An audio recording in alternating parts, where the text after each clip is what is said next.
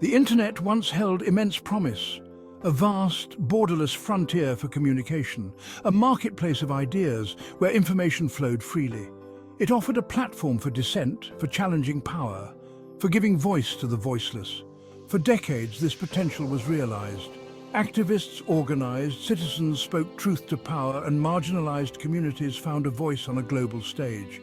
The internet seemed like a bulwark against tyranny, a force for greater freedom and democracy. But this era of unfettered expression is fading. Governments worldwide, threatened by this free flow of information, are cracking down. They fear dissent, criticism, and the empowering nature of an informed citizenry. The tools of control are numerous: expansive surveillance, censorship laws, and the criminalization of online speech. The internet, once a haven for free expression, is being transformed into a tool of control. In the UK, a nation with a proud history of free speech, the government is increasingly policing online expression. The UK already has some of the broadest surveillance powers in the democratic world. The Investigatory Powers Act, dubbed the Snooper's Charter, allows for the bulk collection of internet data.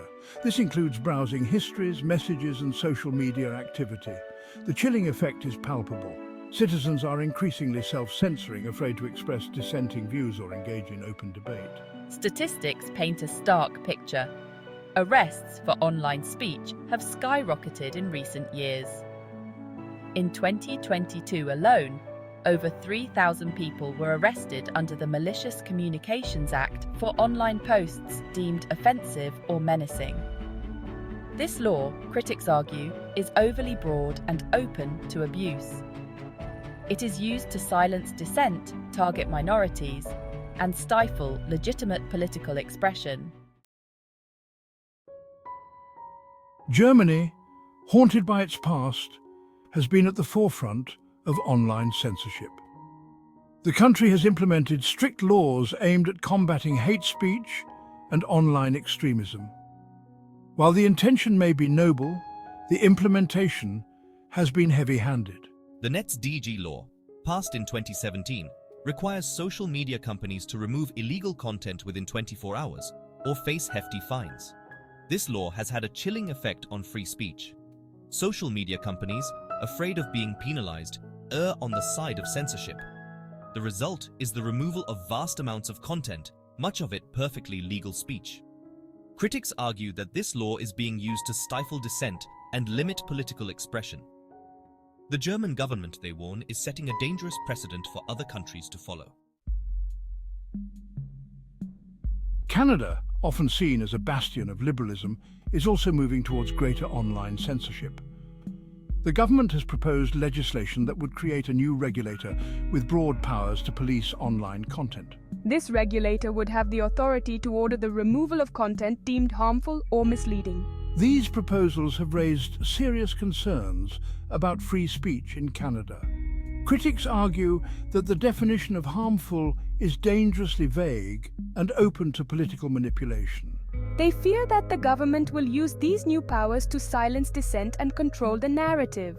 The proposed legislation, they warn, is a slippery slope towards online censorship and could erode fundamental freedoms. In Russia and China, the crackdown on online speech has been relentless. These authoritarian regimes view the internet as a threat to their grip on power. They have erected sophisticated systems of censorship and surveillance to control online discourse and crush dissent. In Russia, the government has blocked access to independent news websites and social media platforms. The internet, once a potential space for free expression, is now tightly controlled. China's Great Firewall blocks access to a vast array of foreign websites, including news outlets, social media platforms, and human rights organizations. The government employs an army of censors to monitor online activity and scrub any content deemed critical of the Communist Party.